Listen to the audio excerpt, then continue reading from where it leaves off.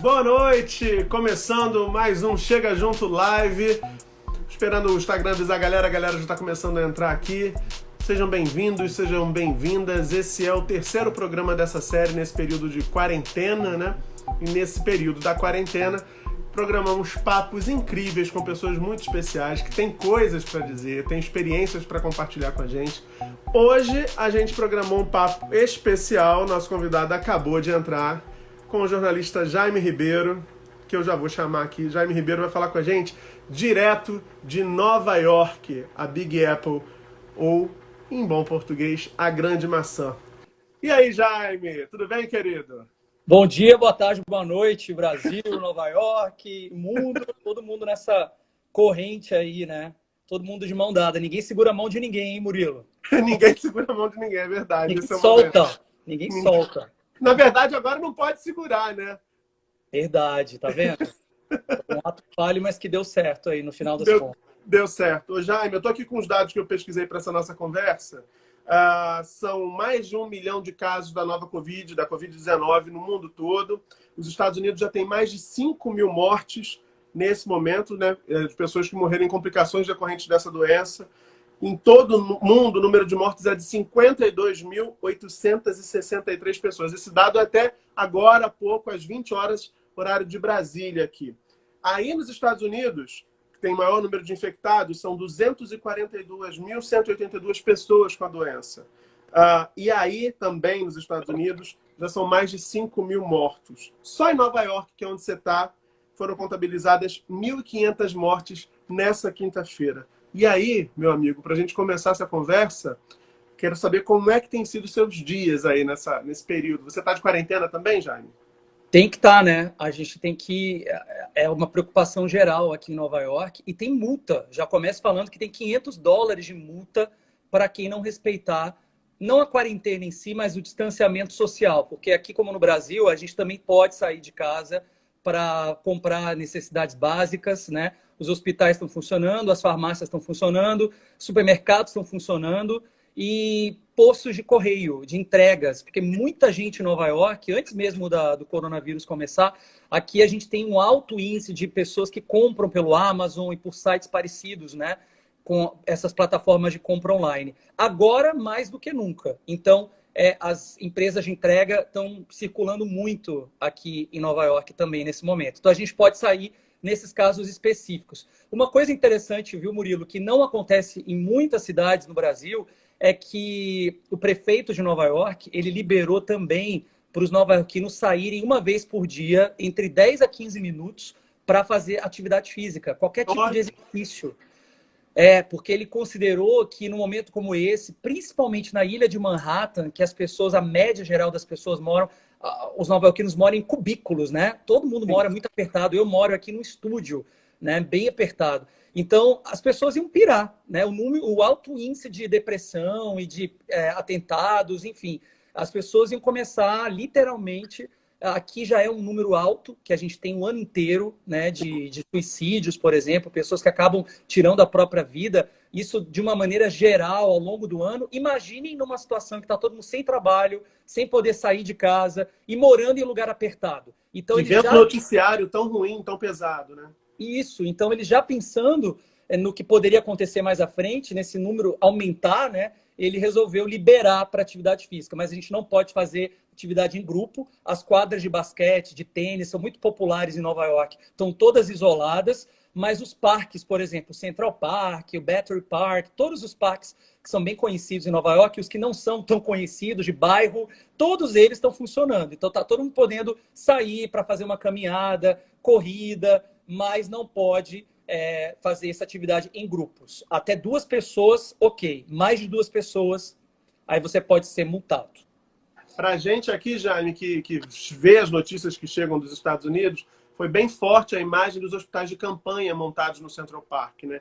Representa bem a gravidade do momento que a gente está vivendo, o ineditismo até para a nossa geração dessa situação. E aí eu quero te perguntar exatamente sobre isso. Quando foi, em que momento dessa crise que caiu a tua ficha para a gravidade do que a gente está enfrentando? Aqui vou te dizer, para mim, aqui o momento, a ficha caiu quando eu acordei um belo dia e descobri que a Globo tinha suspendido todas as gravações e que ia reprisar a novela no horário nobre. Aí eu falei, epa, então isso é bem grave mesmo, porque a gente nunca imaginou passar por uma situação como essa. Para você, como é que foi?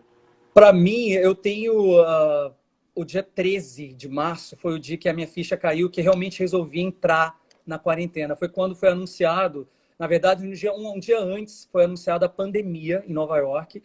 Nova York ainda não era o epicentro da crise, ainda existiam outros estados americanos na frente, mas agora a gente é o número 1, é uma liderança, é um ranking. Esse ranking a gente não queria liderar de jeito nenhum, mas era inevitável, porque Nova York é uma grande metrópole, né? Capital do mundo, é um movimento muito grande, entra e sai aqui nos aeroportos o tempo inteiro. Então a gente sabia que a gente ia chegar nesse número. Então agora o epicentro é Nova York, como você falou no início, né? O número de casos tem aumentado. Você tem uma ideia, Murilo? Eu estava pesquisando aqui antes da gente começar. O número de chamados no 91, né, que é o número de emergência, já é o mesmo do dia 11 de setembro de 2001, dos atentados terroristas às Torres Gêmeas. Só que esse número de chamados é todo dia.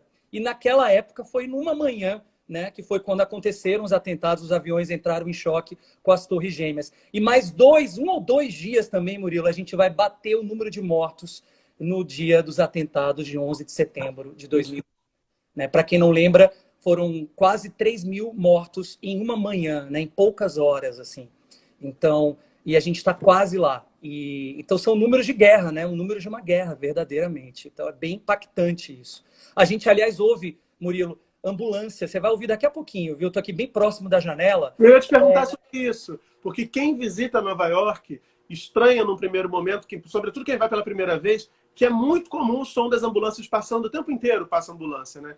E eu tenho lido reportagens dizendo que esse som está ainda mais frequente nesse período, né, Jaime? E você sabe por que está ecoando mais alto, Murilo? Por causa do trânsito.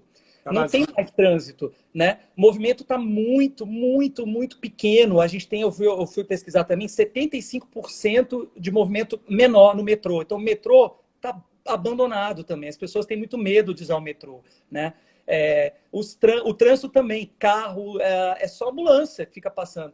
Eu consigo ouvir, quando eu saio com o meu cachorro para dar a volta no quarteirão, o que eu não conseguia antes, aí eu já vou responder talvez uma das suas perguntas, o que eu senti de diferença nesse período agora que a gente está vivendo. Som de avião, as turbinas dos aviões, eles podem estar muito alto, mas eu consigo ouvir. E antes, num dia normal, né, a gente não consegue ouvir barulho de som de avião voando.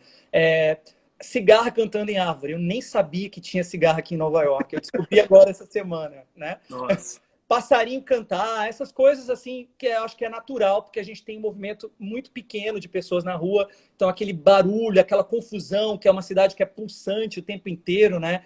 Que é isso que deixa a cidade de Nova York, torna a cidade tão apaixonante para muita gente, não para todo mundo, mas para muita gente. Essa confusão de coisas acontecendo ao mesmo tempo. Então, a gente está descobrindo outros sons agora, né? Outra Nova York. Os da ambulância eu não gostaria de estar ouvindo tanto, né? Mas o passarinho da cigarra eu tô achando legal. Jaime, tem uma coisa que é peculiar no caso dos Estados Unidos, e tem até uma semelhança com a situação brasileira nesse momento de pandemia, é que o presidente Donald Trump demorou a encarar a gravidade da situação. Ele adotou ali no início uma postura negacionista, né? Ele minimizava, assim como o presidente brasileiro continua fazendo. O Trump já mudou essa fita, já trocou esse disco. Mas ele demorou, aqui pelo menos no Brasil, a gente percebe essa mudança, né? Ele inicialmente estava numa postura muito ali na defensiva, negando, querendo defender a economia, mas em determinado momento ele percebeu a gravidade da situação.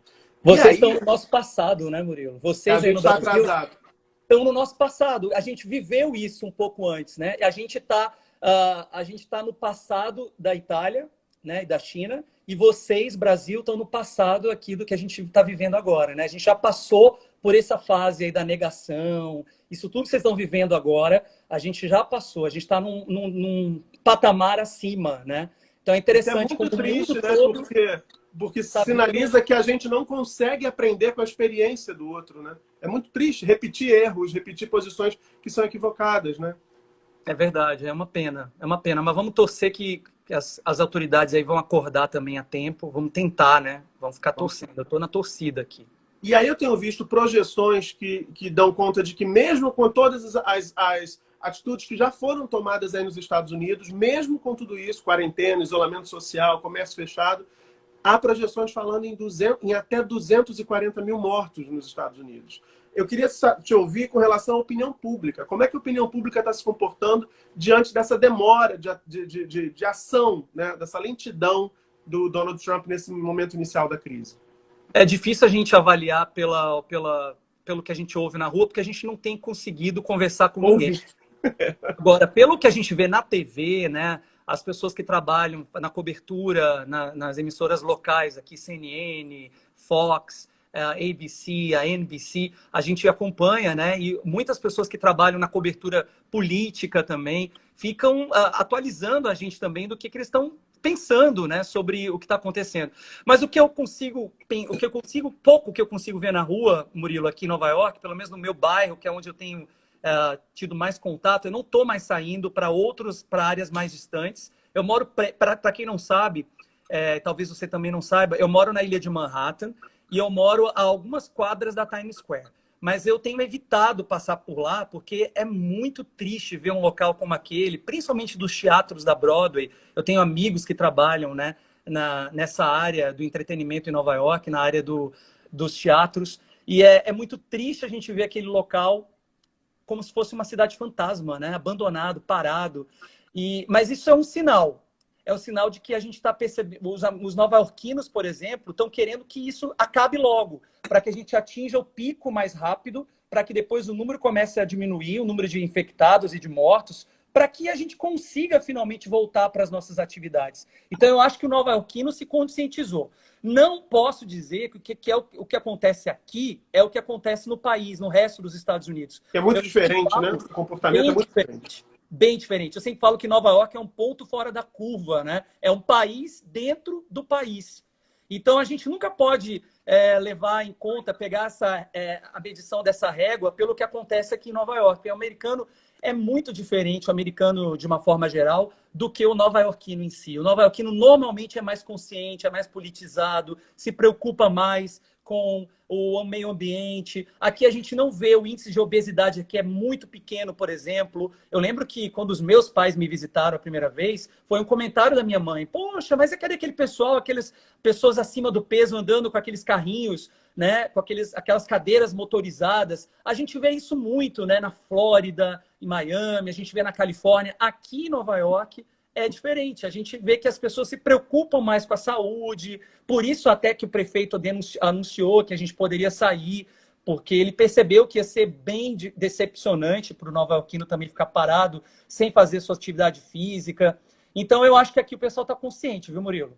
Que bom. Olha, a Diva PDS diz que fica feliz em te ouvir, Jaime, porque seu amor por essa cidade é facilmente perceptível. Muita gente mandando mensagem. Quero dizer para vocês, galera, que vocês podem mandar perguntas clicando aqui nessa interrogaçãozinha aqui embaixo. Aí vocês escrevem a pergunta e ela aparece na tela. Aqui, vamos participar todo mundo. Legal. Fica mais dinâmico ainda, porque aí vocês estão escrevendo enquanto a gente está conversando, nem sempre a gente consegue prestar atenção em tudo.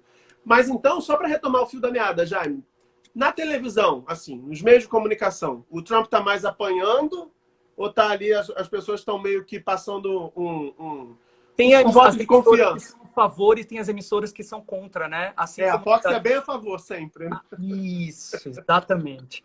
Mas eu até evito assistir também. Eu gosto de emissoras que são imparciais, né? A gente, como jornalista, você e eu, a gente estudou isso. A gente sabe, eu prefiro assistir e sintonizar nas emissoras que mostram os dois lados, né? Mas é difícil de ver, assim. Eu acho que ele está mais apanhando, viu? Você acha que pode ter... Esse é um ano, para a galera que não está acompanhando, esse é um ano eleitoral lá nos Estados Unidos, né? A gente estava, antes dessa pandemia estourar, a gente estava no meio do momento das prévias do Partido Democrata, enfim, toda uma movimentação para a escolha do cara que vai enfrentar Donald Trump nas eleições em novembro, se eu não estou enganado. Você acha que essa situação pode alterar o rumo da eleição por aí? Tomara, né? Porque antes disso tudo acontecer, né, as previsões eram de que ele poderia ser facilmente reeleito. Vamos torcer para que agora a gente tenha uma briga, pelo menos, né? Para que seja uma disputa mais acirrada, pelo menos. Por né? favor. É o que a gente espera. É o que eu espero, pelo menos. Né? Eu também. Minha torcida também é para isso. A Liane Abreu mandou uma pergunta. Vamos ver aqui. Vocês estão conseguindo manter o equilíbrio mental nesse isolamento? Esse é um desafio tanto, né, Jaime? Eu trabalhei durante quase 20 anos em televisão, né? Antes de vir para Nova York. Aliás, durante a minha transferência para cá, né, como correspondente, sempre trabalhei muito sob pressão. Então, eu meio que sei lidar com situações de prazo apertado. A gente sempre saía para fazer matérias na rua, tinha que voltar correndo para a redação, né, para dar tempo da matéria ser editada. Então, a gente teve sempre um prazo muito curto, tem sempre aquele estresse. E eu consigo lidar bem sob pressão. Assim, eu consigo normalmente ter boas ideias quando eu estou em situações assim. Não de risco, também de risco, né? Já fiquei preso no tiroteio, na invasão do Morro do Alemão, no Rio de Janeiro. Você é do Rio, né, Murilo? Sou do Rio, sou do Rio. Lembra da pacificação do Morro do Alemão?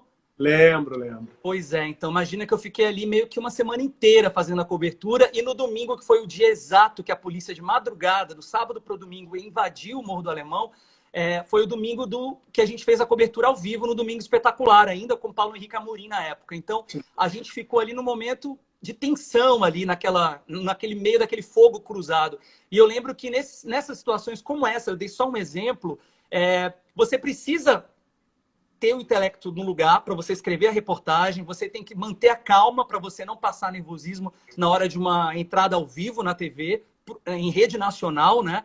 Então, eu consigo, as minhas ideias conseguem fluir em momentos assim. Então, eu estou cheio de projetos, estou cheio de ideias. A gente não pode deixar, isso serve para todo mundo que está assistindo agora essa live, a gente tem que sempre pensar que tudo está acontecendo por algum motivo, né? Então, a gente tem que pensar positivo e pensar que a gente vai sair dessa, a gente vai poder olhar para trás e a gente vai poder contar para as futuras gerações que a gente enfrentou esse momento, que é esse momento que é sem precedentes no mundo. Eu tenho certeza que a gente vai tirar uma grande lição.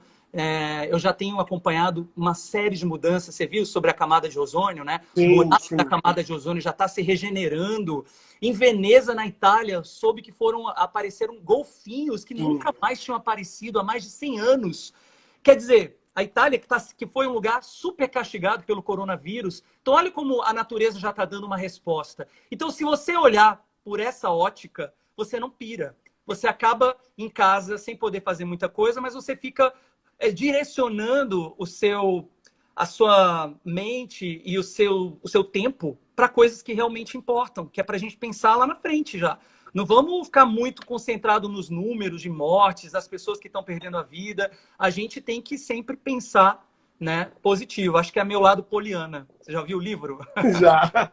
Não, mas eu acho que é uma saída importante, assim, porque sobretudo para quem trabalha com jornalismo, para quem está estudando jornalismo, eu sei que tem uma galera assim que me segue, a gente é muito fissurado pela notícia, né, Jaime? E nesse momento que não para de acontecer coisa, você fica muito pilhado, você quer saber mais, você quer saber mais. E isso é o tal do gatilho, né? Para a sua saúde emocional, você entrar numa piração. Eu senti isso na primeira semana, tanto que eu mudei a estratégia todinha no canal. Eu fazia vídeos diários, estava falando desse assunto, parei de falar disso e estou batendo papo com gente bacana aqui para poder a gente arejar um pouco, trocar experiência e arejar também a cabeça da galera que está acompanhando. Tem uma pergunta aqui do Roberto72. Qual parte de Nova York está mais tenso? Manhattan, Brooklyn ou Queens? Pois é, a gente aqui tem 5 grandes bairros, né? Você falou 3 aí, Queens, Brooklyn e Manhattan. E tem mais 2, né? Que é o Bronx, que tem uma alta densidade demográfica e muitas pessoas abaixo da linha não abaixo da linha da pobreza, mas onde você tem a periferia, digamos assim, né? A galera mais vulnerável, né? Não, eles são mais vulneráveis num momento como esse. Mas eu acho que o que eu vejo de tensão assim no ar, eu não posso escolher eleger um lugar assim, um bairro. Eu sei que o Queens teve em um dia só 13 pessoas mortas em um único. É bem pesado. O Queens está sendo bastante castigado também. Mas não existe um lugar, respondendo a ele aqui. É Paulo que perguntou? Ih, agora deixa eu recuperar a pergunta. Roberto ou Paulo? Roberto. Roberto, então não dá para saber um lugar assim que a tensão é maior, não. Tá todo mundo muito tenso. Eu vou dar um exemplo. Quando o prefeito Bill de Blasio anunciou que teriam que ser fechados todos os outros serviços que ainda estavam funcionando, porque aqui foi tudo sendo fechado por etapa. Gradualmente. Né? A primeira coisa primeira leva de atrações que fecharam aqui foram os pontos turísticos, museus, porque tinha aquela primeira determinação de que só poderiam funcionar lugares que concentrassem até menos de 500 pessoas. Então, museus, os teatros da Broadway fecharam todos nesse primeiro momento, mas ainda estavam salas de cinema funcionando, ainda tinham lojas funcionando, restaurantes funcionando, restaurantes pequenos. E aí, depois, no segundo momento, os restaurantes, as lojas também fecharam e ainda estavam sendo, ainda você conseguia encontrar barbearia, salão de beleza, manicure, que eram serviços que não são considerados essenciais. Aí, nesse terceiro momento, fechou também. Eles anunciaram, amanhã é o último dia para quem quiser cortar o cabelo. Eu corri para cortar o meu, porque eu também não sei quando eles vão voltar a funcionar, quando eles vão reabrir. E aí, nesse dia, teve uma tensão na porta do barbeiro, aqui na rua da minha casa. Por quê? Porque muita gente chegando para cortar ao mesmo tempo, 2 barbeiros só trabalhando. São 2 russos, inclusive, que são os que trabalham nesse lugar que eu corto cabelo. E as pessoas com máscara, já com aquele medo de pegar o coronavírus. Ninguém queria ficar dentro do salão. Eu fui o primeiro, cheguei, sentei, ele já estava cortando o meu cabelo. Quando chegaram mais 2 clientes, ficaram do lado de fora da barbearia, esperando num lugar seguro, numa distância segura. Uhum. E aí chegou mais um cidadão, não percebeu que tinha gente fora esperando, entrou e sentou no sofá, ficou lá esperando dentro do salão. E aí as pessoas que estavam fora começaram a discutir, aí chamaram a polícia, você não pode ficar aí dentro, e ele, eu fico se eu quiser. E aí foi aquela confusão. E tudo por quê? Porque tá todo mundo com os nervos à flor da pele também, né? Muita gente com medo de pegar. Então, essa pessoa que estava brigando estava com luva de silicone, estava com máscara, estava com aquele medo de conversar até com o barbeiro, perguntando se o barbeiro podia colocar a máscara também. Que eu acho correto, essa preocupação, esse exagero nunca é demais. Mas eu tenho percebido isso, assim, tem uma tensão no ar, né? Mais do que o normal. Acho que não só... Renato está perguntando, diz assim, você sempre posta vídeos caminhando por Nova York, não tem medo de pegar Covid-19? Não estou mais fazendo isso, não estou mais. Dos primeiros dias, até o dia em que o prefeito anunciou, né, a pandemia aqui, eu ainda estava fazendo os meus passeios que eu faço de cinema, e foi o último grupo no dia 12 de março, e aí depois eu parei de fazer os passeios, eu não tenho mais mostrado Nova York como eu gostaria, porque a gente se arrisca muito, então eu acho que a gente precisa, como eu falei, se a gente conseguir evitar, frear esse momento da contaminação, a gente vai conseguir voltar mais rápido ao nosso cotidiano, né? À nossa vida normal. Então, eu acho que se todo mundo fizer a sua parte, isso vale aí para o Brasil também, a gente consegue sair logo dessa, né? Então, não adianta querer achar que a gente é invencível, que a gente não vai pegar, que a gente tem uma imunidade boa, que a gente tem a saúde em dia, que a gente não está no grupo de risco porque a gente não é terceira idade. Eu acho que todo mundo tem que se conscientizar que se a gente fizer isso agora, a gente consegue voltar logo para a nossa vida normal, né? Sim. Carla Perelli, minha amiga, está dizendo aqui que tudo tem um motivo, né? Nada é por acaso. A gente está entrando num mundo de regeneração, tempo de reflexão, e diz que a espiritualidade explica. Chico Xavier, segundo ela, já dizia, vai passar, tudo passa. Tem uma galera mandando mensagem, o Jaime não tem medo de sair às ruas, ele acabou de falar disso.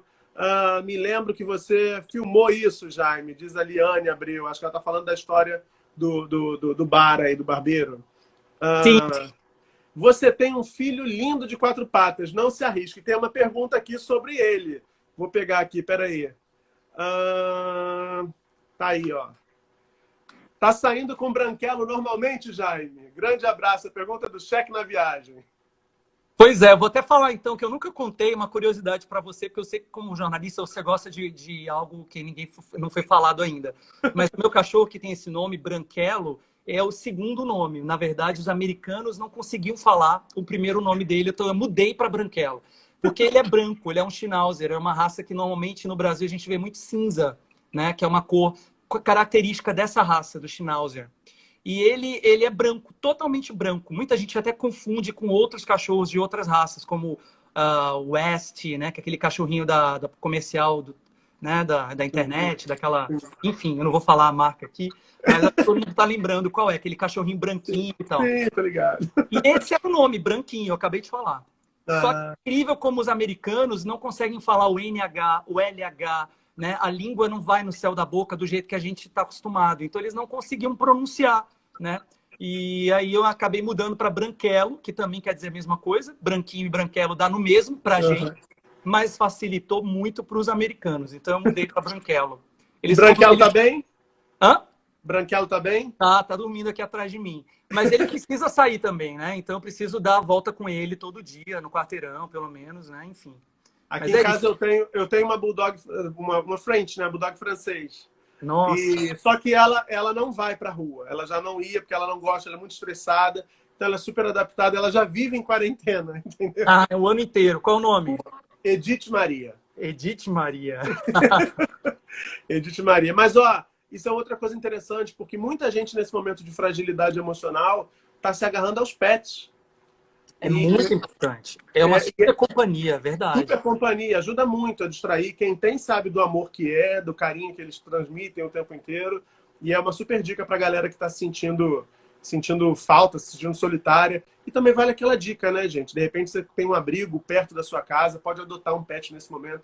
Pode ser uma grande oportunidade de experimentar uma Nada é por acaso, verdade. Maravilhosa na vida, né? Tem mais pergunta aqui. Pedro é meu marido, olha isso, participando, adoro. Os americanos estão preocupados com a economia, como o presidente do Brasil? Imagina que Nova York é a capital financeira do mundo, né? Imagina o tamanho do rombo que vai ser. Eles estão querendo aí, estão comparando com a Grande Depressão de 29, né? Que aconteceu aqui. Na época dos atentados de 11 de setembro, que a gente comentou mais cedo, né? De 2001, também teve uma crise enorme, porque logo depois dos atentados, vocês imaginem que ninguém queria viajar para Nova York, com medo, né? E agora que Nova York é o epicentro da crise, ontem eu participei de um encontro virtual com pessoas que trabalham na área do turismo aqui em Nova York. E eles estavam comentando, principalmente pessoas que trabalham com passeios turísticos, né, que vai ter uma queda grande, mesmo depois que tudo isso passar, vai demorar um pouco, né, para os turistas voltarem a viajar. Eu acho que Nova York exerce um fascínio enorme, acho que está no nosso inconsciente por causa dos filmes, né? A gente, desde que se entende por gente, a gente está assistindo na TV, né?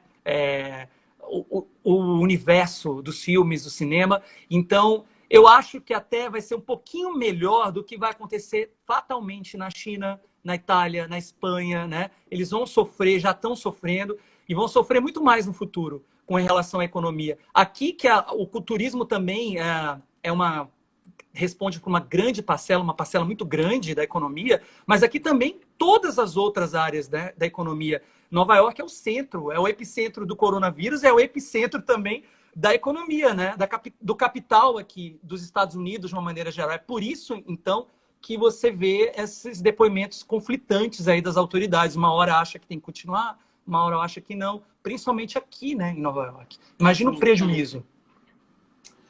Olha, é uma coisa enorme mesmo. É como a gente falou no começo, é uma coisa inédita. A gente não estava preparado, ninguém estava preparado para isso. A Diva está dizendo que é verdade, o Pet também ajuda bastante, tem sido terapeuta nesse momento em casa.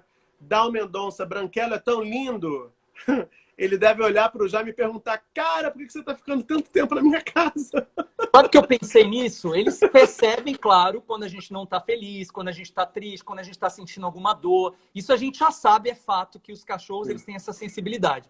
Agora, eu fico imaginando se ele também percebe a mudança de rotina, né? Se a gente agora que não está saindo sempre, se ele percebe isso. Você acha que a Maria percebe? Aqui em casa a gente diz isso, que ela não deve estar entendendo nada, porque ela tá assim, tipo, né? Ué, como assim? Eu tô trabalhando direto em casa, o Pedro é médico, ele continua saindo, ele tá, né? Continua saindo, ainda mais nesse momento.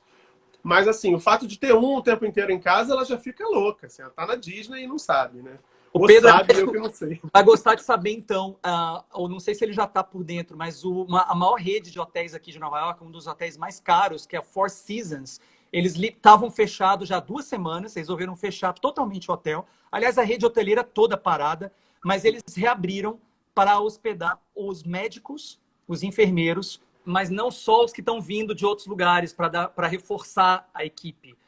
O que eu acho mais interessante é que até mesmo médicos, enfermeiros, pessoas que trabalham em todas as áreas dessa linha de frente, que moram em Nova York, estão sendo convidadas para ficar lá, hospedadas. Para quê? Para evitar que espalhe o contágio para os outros membros da família dessas pessoas que trabalham na área da saúde. Olha que legal. Interessante isso, né? Eu, no primeiro momento, achei que era para quem estava vindo de fora. mas eu tenho um amigo que é médico e ele foi convidado também para ficar nesse hotel. Então ele vai ficar isolado para continuar trabalhando na linha de frente e a gente assim espera que o contágio também diminua, né? Porque os médicos estão ficando também contaminados, né? Alguns estão muito expostos, né? E tem um problema que é global também, que é a falta de equipamentos de segurança individual, né? Então, é uma coisa muito louca. A China era a maior produtora desses equipamentos, a China fechou as exportações no começo da crise deles, então o mundo todo está sentindo uma carência grande. Inclusive, os Estados Unidos estão comprando, pagando mais caro e estão levando, inclusive, boa parte desses equipamentos que já estavam negociados com outros países, né? O capitalismo também não é fácil, né, Jaime? não é fácil. Ó, a galera aqui falando do seu tour, o tour do Jaime é incrível, precisa estar no roteiro de quem vai para Nova York, a gente vai falar disso já. Tem uma outra moça aqui que mandou a mensagem, agora já subiu, dizendo que vai remarcar para outubro. Quero saber, antes disso, vamos por partes, né? Você está aí há quanto tempo? 8 anos? 9? Entrando no 9º ano, em setembro eu vou completar 9 anos morando aqui em Nova York. Eu vim para a cobertura de 10 anos dos ataques de 11 de setembro. Então, se for em 2001, faz a conta aí, Murilo. Vamos ver se você é bom de matemática. Eu sei que você é de humanas. 2011.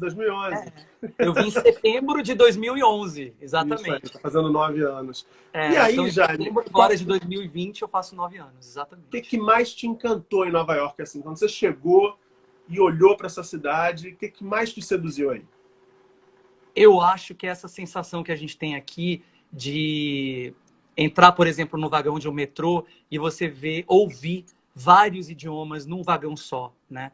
E além disso, você ter a possibilidade de sentar ao lado de uma pessoa que está indo trabalhar, bater o ponto, que é proletário, e um grande empresário que está no vagão do metrô para uma reunião de negócios. Porque se ele pegar o carrão dele importado e pegar o trânsito de Nova York, ele vai ficar preso no trânsito. Então, essa miscigenação, esse caldeirão cultural que a gente vê e essa oportunidade de ter contato com pessoas diferentes, de todas as classes sociais, eu acho que é muito parecido, você que é do Rio, com a praia do Rio de Janeiro, que a gente brinca que é o lugar mais democrático, né? Você está sentado ali, todo mundo, as pessoas que moram na comunidade, do lado do Granfino, da Vieira Solto, dividindo a mesma areia em Ipanema. Tomando mesmo mate.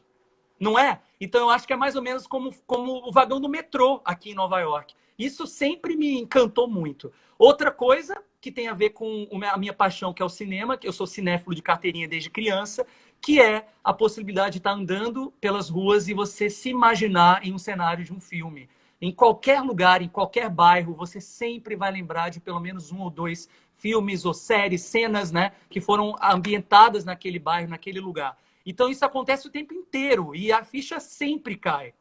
E uma das coisas que eu acho que mais me motiva a fazer esse trabalho, né, de levar as pessoas para conhecerem esses cenários, é que eu posso estar sempre incrementando com novas cenas, porque eu mostro as cenas, né? O que eu acho que é legal de destacar aqui é que mesmo quem não viu aquele filme ou aquela série, vai assistir no lugar exato. Então ela vai identificar, olha, essa porta é essa aí, ó, tô reconhecendo. Qual é o número da casa? E é mesmo, olha lá, o mesmo número da casa. E eu fico fazendo esse jogo de identificação na hora com todo mundo.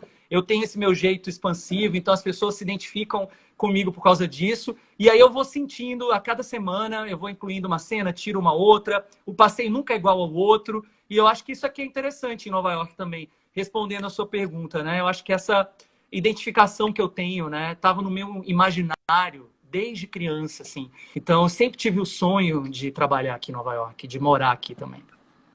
Gente, para quem não conhece, para quem chegou depois, tropeçou e caiu aqui na live, o Jaime está falando do Movie Tour, o projeto que ele faz, que é uma ideia muito bacana mesmo, de reunir grupos de turistas para passear por pontos marcantes da cidade de Nova York que já foram retratados no cinema. E não faltam lugares incríveis que se encaixam aí nesse espaço, né? Nessa possibilidade. Já incluiu aí no Movie Tour a escadaria do Coringa, Jaime? Ainda não, porque fica no Bronx, né? Pois é. Mas é uma rota que é super interessante também, porque é uma rota que as pessoas não vão muito, né? Então eu tenho muita vontade de incluir num passeio no futuro, quem sabe, e ir até lá. Mas eu já fiz um episódio da Grande Maçã no YouTube e eu mostrei passo a passo. Então, quando eu não consigo fazer o passeio com todo mundo aqui pessoalmente, eu ensino como chegar lá, né? Então, é para isso que servem os vídeos no YouTube. Então, eu já mostrei. É um episódio que teve muita visualização. É muito interessante. A última vez que eu fui, eu levei um grupo que queria conhecer e no dia que eu gravei o episódio não tinha. Então eu vou dar um update, já vou atualizar. Já tem gente vendendo camiseta. Olha isso, Murilo. Na escadaria, na escadaria. No Eu li primeiro uma momento, matéria falando que os moradores da região estão bem incomodados com isso. não mais. No primeiro momento teve essa resistência dos moradores e algumas pessoas eram hostilizadas quando chegavam, mas agora eu percebi agora, por último, tem umas 4 semanas, um mês mais ou menos que eu fui, eu já percebi uma mudança na mentalidade dos moradores. Eles estão agora contabilizando esse movimento. E eles percebem que a cada mês, a cada, né, temporada, vai diminuindo, porque não é algo que vai ser sempre, né? Vai ter um outro filme no próximo verão, e aí aquela escadaria já não vai ser mais os TTs do Twitter, né? Muita gente dizendo aqui, passeio maravilhoso, diz a Daniela Paula, Jaime é top, Isabel, fui no seu tour em 2018, é ótimo, Mariane, Jaime, seu tour é maravilhoso. E eu não vou dormir hoje, gente, eu não vou dormir. Do Cantarelli Jorge também falando que seu tour é incrível, foi em 2017, o Jaime é muito top. Tem gente perguntando de valores, o Jaime tem os links todos lá nas redes dele, vocês se informem por lá. Adriana, saudade Jaime, nas 2 vezes que foi a Nova York, fiz o tour da Grande Maçã, maravilhoso, incrível, a galera, uma ideia muito boa, viu, Jaime? A galera realmente embarca. Quantas pessoas, você tem ideia de quantas pessoas você já levou para passear por aí? São 4 anos, a gente começou com uma rota, um dia na semana, e aí eu tenho um número limite para as pessoas acessarem no calendário e conseguirem fazer a reserva. É o Walking Tour, eu estava até assistindo o Mais Você, dia desses, e a Ana Maria Braga fez uma reportagem falando sobre como tá super em alta esse tipo de passeio, né? Inclusive no Rio de Janeiro ela mostrou no centro do Rio e a cada vez mais o Brasil também adotando esse tipo de passeio na rua, porque você entra no universo do morador local, né? É muito melhor do que você ver as paisagens pela janela de um carro, de uma van, de um ônibus. Nem se compara. Então, para mim, nunca passou pela minha cabeça fazer um passeio assim. Aqui já tem muito aqueles ônibus de 2 andares, né? Então, para quem quer esse tipo de passeio, tá bem servido em Nova York. Eu precisava encontrar alguma coisa que tivesse a ver comigo, né? Porque se você não faz com paixão, com tesão, você não consegue fazer por muito tempo e você não tem esse feedback tão positivo de todo mundo. Mas aí depois começou a ficar super lotado e não tinha mais como eu receber todo mundo, que eu fazia uma vez por semana, né? Eu tenho as minhas outras atividades, eu escrevo para o RT até hoje sobre Nova York, então eu precisava também escrever, parar para pensar nas minhas matérias, enfim. Então eu pensei, vou começar devagar, vamos começar com um dia na semana, um dia fixo, que é toda terça-feira. Só que aí não deu certo, Murilo, porque aí deu certo, aliás, deu muito certo. Bombou muito, deu super certo. E aí eu resolvi criar um novo dia, mas eu pensei, se eu fizer o mesmo passeio na terça e depois outro dia na semana, eu também não vai ser igual, porque eu vou achar que vai ficar muito cansativo para mim, eu vou estar falando mostrando as mesmas coisas 2 vezes por semana. Vou criar uma rota nova. Então eu pensei, vou fazer uma rota na terça e uma rota diferente na quinta, com outros filmes, com outros bairros, e aí eu não vou cansar de fazer. E é muito legal isso, porque aí quando termina o passeio de terça, tem o de quinta, aí eu tenho mais um intervalo, né? Do sexta, sábado, domingo, segunda. E quando tá no domingo à noite, já tô com saudade, já tô com vontade de chegar logo na terça para fazer de novo. Então eu não faço todos os dias, né? Isso é que é interessante também. E aí as pessoas vão fazendo a reserva, são passeios em grupo, e as pessoas se conhecem. Muita gente que viaja para Nova York sozinho acha interessante, porque conhece outros brasileiros. Já tem muita gente vindo de Portugal, da Angola, países que falam a língua portuguesa, porque esse é um passeio que ele é oferecido em inglês aqui. Eu não vou dizer que eu descobri a fórmula, que eu inventei a roda. Já existem movie tours em Nova York, mas todos em inglês, né? Então, eu fui o primeiro passeio em português aqui em Nova York. Isso eu posso garantir, né? E isso é interessante de destacar, assim. Mas é isso.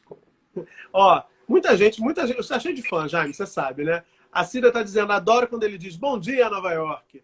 Kátia Teófilo, já fiz a rota de terça, agora quando voltar em agosto, quero fazer a de quinta. Kátia, tomara que tudo esteja já no esquema para você conseguir voltar em agosto, né? Tomara que dê tudo certo. Tomara. Tem mais pergunta aqui, um monte de pergunta aqui. José Roberto, Como é que está a situação dos imigrantes em Nova York? Pois para os americanos está difícil, imagina para eles. Tem contato com essa galera, Jaime? Tem uma comunidade brasileira também muito forte aí, né? Tem, deixa eu te falar, bem bacana ele ter tocado nesse assunto, porque aqui existem vários programas que foram divulgados há mais ou menos 10 dias para ajudar essas pessoas que são autônomas, como eu, pessoas que trabalham, que estão sem poder trabalhar porque trabalham nessas áreas, né, que estão fechadas. Aliás, a cidade inteira está parada nesse lockdown, né, geral. Então, imaginem o prejuízo para muita gente que não vai ter condição até de pagar o próprio aluguel da sua casa no final do mês. Claro. Então, para ajudar essas pessoas, existem vários programas. Eu acredito que no Brasil também já está começando essa movimentação. E você tem que entrar... Não? Olha, rapaz, dá um inquérito isso. Tem uma iniciativa mas assim, uma promessa de R$ 600, mas nunca, a gente não sabe quando vai sair esse dinheiro. Aqui é US$ 1.200, que seria multiplicado por R$ 5, 6 seria mil reais. R$ 6.000, né? E aí você 10 tem vezes mais só. Aí você tem também um outro programa de $600 durante 12 semanas para quem é considerado desempregado. Você tem que confirmar lá que você ficou. Aí você vai no Ministério do Trabalho, digamos assim, no Departamento do Trabalho aqui. Tem um outro programa para quem é pequeno empresário, que tem um pequeno negócio. Esse eu me encaixei, eu já apliquei ontem até, né? E eles vão destinar um valor que você pode pegar emprestado, se quiser, sem juros, ou você aplica no outro pedido para você receber um dinheiro sem precisar devolver. Ou seja, dinheiro para você dado, né? Presente, digamos assim. Mas é claro, isso tudo é importante nesse momento. E aí o que eu vou falar agora dos imigrantes, né? Primeira coisa, tá em tudo que é cartaz aqui na cidade, é que se você tá com sintomas do coronavírus e você tá numa situação ilegal no país, você não tem status, né? Você é imigrante ilegal, você não pode ficar contaminando outras pessoas. Procure assistência médica, porque você não vai ser penalizado pelo seu status migratório. Então, isso é muito importante. Muito legal. Eles já liberaram todo mundo. Se alguém tiver doente, vai no hospital, você não vai ser preso, não vai ser deportado. Isso já é uma notícia boa. Agora, o que deixou muitos americanos, eu conheço alguns aqui, que ficaram indignados, é que esses programas, todos que eu citei agora, Murilo, quem é imigrante... E eu não estou falando ilegal. Eu estou falando pessoas que são imigrantes, mas que pagam impostos todo ano, que tem o social, que é o CPF aqui, que eles chamam, o CPF americano, aqui eles chamam de Social Security, né? Que é o número do CPF daqui. Mesmo essas pessoas imigrantes que têm esse número do social, que é o número do CPF, pagam imposto de renda ano a ano, em dia com o governo, o presidente dos Estados Unidos, digníssimo, ele disse que essas pessoas não vão ter direito. E o que me deixa muito revoltado é porque eu estou olhando na rua. Quem são as pessoas que estão agora se expondo? São os entregadores de delivery de comida, são os entregadores de correio, que eu falei, né, do FedEx, do UPS, que é o correio americano. São todos imigrantes, né? São pessoas que trabalham nessas farmácias, nesses restaurantes, na cozinha dos restaurantes. Imagina quantos imigrantes na cozinha, pessoas inclusive do Brasil que eu conheço que trabalham. Essas pessoas podem estar em dia, podem estar legais no país, podem estar pagando os impostos e elas não vão receber. Então, só na minha concepção é super errado, porque elas estão se expondo ao vírus para alimentar, para fornecer os serviços para os americanos nativos e eles não vão ter direito. É de cortar o coração, né? Não? Para mim, eu fiquei super angustiado quando eu vi essa notícia. Eu falei, não é possível isso. Como é que pode, né? Aqui você conhece o Brasil com toda a desigualdade que tem, você sabe que tem muita gente numa situação de vulnerabilidade muito grande, a pobreza tem crescido já vinha crescendo nos últimos tempos, e agora, nesse período, a gente está vivendo quase já um mês, né, desde que a coisa começou a complicar bastante, 2 a 3 semanas, a economia parada. Essas pessoas que também são mais vulneráveis, que são os ambulantes, são os entregadores, quem vende alguma coisa, quem trabalha como autônomo, manicures, cabeleireiros e tal, essa galera não está recebendo. Professores de educação física, as academias estão fechadas, muitas estão demitindo seus profissionais. Então, assim, ainda não há... Eu vi um comentário dizendo que vai sair na segunda-feira. Isso não está confirmado, esse dinheiro, essa ajuda governamental, porque há toda uma burocracia e o governo não tem demonstrado agilidade para poder pagar. E aí é terrível, porque é aquela história que o Betinho dizia, você sabe bem, né? Quem tem fome tem pressa. Então, até quando essas pessoas vão aguentar esperar para que essa ajuda chegue, né? Enfim, tudo muito triste. Tomara que a gente consiga, como você disse no começo, sair do outro lado dessa travessia melhores, repensando sobre tudo isso, né?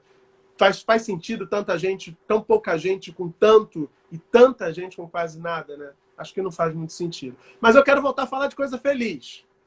Vamos mudar de assunto. Tá chegando quase no finalzinho aqui, vamos falar de coisa boa, assim. Você criou esse passeio, você falou 2 vezes na semana. São 4. Eu perguntei quantas pessoas, você tem ideia de quantas pessoas mais ou menos? Já passaram, cada já passaram passeio com você? o máximo é 30 pessoas, tá? E aí, em média, 30 mais 30, 60. Então, por semana, 60. Aí são 4 semanas, um mês, então tem que fazer conta. Eu sou péssimo de matemática. 240 pessoas por mês. Muita gente, hein? Muita gente. E é uma delícia, porque assim, eu fiz um intercâmbio em Nova York alguns anos atrás, bastante tempo já. Quando foi a sua última vez aqui? Em 2014. 2014. E caminhar por Nova York, quando você viaja, andar é a melhor coisa, né? Eu saía da loja da Apple, que é lá pertinho do Central Park, estava no Chelsea, voltava caminhando. Era incrível, é longe, é chão a beça. Mas adorava, porque assim, você vê a cidade, você sente o clima das pessoas, você experimenta a sensação de viver num outro lugar. E aí tem uma pergunta aqui sobre isso, que eu acho que dá um gancho bacana. Peraí, deixa eu achar aqui. A cidade é plana, né? Então ela ajuda você. Você anda e não percebe que você está andando tanto. Você anda e não percebe, tem uma situação que é muito diferente da que a gente experimenta nas grandes cidades brasileiras, que é a situação da segurança. O José Roberto pergunta: onde você acha o lugar mais perigoso de Nova York? Pois eu achei tranquilo Manhattan sozinho. Nessa oportunidade que eu tive lá, eu fui comprar um equipamento numa loja da Apple e aí perguntei pro vendedor assim, saindo: mas é tranquilo eu sair daqui com essa sacola? Ele falou assim: meu amigo, você está em Nova York. Me senti assim, muito jeca, sabe? Porque a gente vive essa situação da violência, da insegurança e acha que o mundo todo é assim. Não é, né, Jair? É verdade. Aqui já existiu um período, uma época, nos anos 80 e no começo dos anos 90, não faz tanto tempo assim, que era bem perigoso. E a gente vê muitos filmes, né, que retratam o Brooklyn, o Bronx, o Harlem, que são bairros que têm um estereótipo até hoje por causa desses filmes dessa época, mas não é mais assim. Então, até mesmo em bairros mais afastados, você tem essa sensação de segurança do mesmo jeito que você tem andando no Central Park e tudo mais. É muito interessante, eu conto um pouco sobre isso no passeio também, porque quando eu estudei para montar essa rota, eu tive que fazer um curso, eu tive que fazer, nossa, prova. Você aprende coisas até que você nem precisaria, de fato, para o tour da Grande Maçã, para o meu tour de cinema, mas eu achei ótimo, porque é sempre bom aprender. Eu estava precisando voltar a ler com mais frequência, então foi ótimo para mim. E aí eu vi essa história do passado de Nova York não faz muito tempo, né? E Nova York era muito arriscado, né? A área da Times Square era um antro, né? Era um lugar muito diferente do que é hoje em dia. Tráfico de drogas a céu aberto. O Central Park, você não podia fazer um Cooper, uma corrida, que você podia sair, você podia ser estuprado, assaltado, esquartejado. Tinha serial killers que ficavam lá escondidos no Central Park. Então era um lugar muito difícil, perigoso. Você disse que andou do Central Park até o Chelsea. Imagina que nesse caminho você tinha uma área saindo do Central Park, ali perto da Quinta Avenida, que era conhecido como a Praça das Seringas, Murilo, porque as pessoas se injetavam drogas e jogavam as seringas assim no meio da praça e não tinha coleta de lixo, porque a cidade estava com um rombo na economia enorme, não tinha, o turismo já estava em baixa. Eu tenho um depoimento que eu sempre conto também de um casal que tinha uma viagem marcada para Nova York em 89 e a agência de turismo resolveu orientá-los. Não viajam para Nova York, porque a situação lá está tão ruim que a gente não está mais aconselhando ninguém viajar para lá, por causa do risco da violência. Imagina, exatamente o oposto do que é hoje, né? Essa sensação que a gente tem hoje de segurança. Então, por causa da diminuição do turismo naquela época, nos anos 80 e 90, a gente tinha um déficit muito grande na prefeitura. Os carros de lixo não passavam mais para coletar o lixo em dia. Então, era muito lixo nas ruas, a cidade era suja. Era incrível como a cidade de Nova York mudou e como ela era tão diferente naquela época que não faz tanto tempo, né? Mas a sensação hoje é bem, bem diferente. Você falou, você andou com o quê? Celular, iPad, computador, o que é que foi? MacBook, Olha E aí isso. E tem isso, aqui a gente não se sente seguro para atender o celular na rua. Aí você vê as pessoas trabalhando com seus iPads nos bancos das praças, no metrô, na rua, fazendo videochamada normalmente. Então, assim, quando você sai, quem tem oportunidade, né, claro, quando você tem a oportunidade de sair do país e vivenciar outra realidade, você vê como a gente vive oprimido por uma situação que a gente não deve naturalizar nunca. Você acabou de dizer, Nova York há 30 anos era assim. Então a gente, como cidadão, tem que cobrar muito para que o Brasil, daqui a 30, não seja como é hoje. Para que a gente tenha E eu gosto de essa contar possibilidade. isso porque tem jeito, né? Eu gosto Tem de contar jeito, esse tem. depoimento porque sempre que eu conto durante o nosso tour, muita gente fala: nossa, então quer dizer que o Brasil dá certo ainda, dá para acreditar ainda? Dá para acreditar.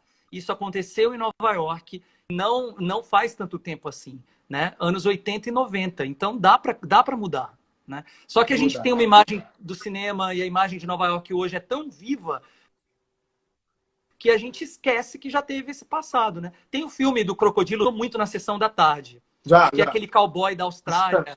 Essa cena do Crocodilo Dundee é muito interessante porque ele sai do Central, ele sai do metrô na Times Square. E aí a primeira coisa que acontece com ele é assaltado com uma faca. Um cara assalta ele com uma faca. Ele até brinca: isso que você chama de faca? Olha o meu facão aqui. Aí ele bota um facão enorme.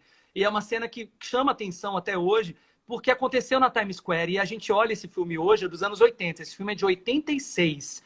E aí você fala: nunca que isso vai acontecer na Times Square? Como assim? Não pode. A Times Square é tão segura, tem tanto policiamento lá. Mas aconteceu, gente. Acontecia. Era muito comum assalto à mão armada na Times Square, né? Ali onde tem as lojas e aqueles letreiros eram salas de sexo explícito, né? Ali era uma espécie de Casa da Luz Vermelha, ali naquela área toda, né? Aquela rua que tem em Amsterdã, na Holanda, né? Era mais ou menos assim aqui na área da Times Square. Não dá para imaginar, né? Mas aí a gente vê os filmes daquela época e tem esse contraste, né? Interessante. É bom pensar que dá para a gente mudar e caminhar, evoluir, como aconteceu em Nova York. Jaime, a gente está chegando no finalzinho. Antes de você se despedir, quero só Passou rápido. Passou rápido, 1 hora, né? Quero só fazer um aviso para a galera. Essa live, esse papo com o Jaime, vai estar disponível no meu canal no YouTube amanhã. O endereço está fixado aqui embaixo, para vocês poderem conferir. Quem preferir assistir no YouTube, quem passou e não conseguiu ver tudo, para quem quiser compartilhar, enfim, vai estar disponível lá. Também quero convidar todo mundo amanhã às 10 da noite. Tem live de novo. Vou falar de novo com uma pessoa que está em Nova York. Meu convidado é Jean Willis. Vai ser um papo incrível. Estou contando com a participação de todos vocês. Para encerrar, Jaime, quero te agradecer muito. A gente já vinha falando por inbox há tempos. Desejo de trazer o Jaime lá no meu canal, no nosso estúdio, no Chega Junto. Não deu que, por sinal, é muito bonito aquele estúdio, hein, Murilo? Nossa, bonitinho, você filma naquele estúdio. Parabéns, é muito legal. Queria muito ter conseguido ir lá. Quem sabe eu ainda consigo. Vai conseguir. Quando você voltar, tudo isso vai passar. Se você voltar, eu faço questão de te levar lá para a gente bater mais papo falando de turismo. Para encerrar, te agradecer e perguntar para você assim, quando isso tudo passar, Jaime, qual é a primeira coisa que você quer fazer em Nova York? Primeira coisa, eu quero assistir um musical da Broadway. Eu acho que a gente precisa apoiar essa classe toda que vai estar... Tem muita gente preocupada, com medo de não conseguir voltar logo. As pessoas vão continuar, a vida vai voltar aos pouquinhos. Eu acho que muita gente vai ficar com medo de procurar lugares fechados. Então, eu acho que eles ainda vão sofrer mais até um pouco mais à frente. Então, eu vou querer dar minha parcela de contribuição, vou comprar um ingresso para assistir o musical da Broadway.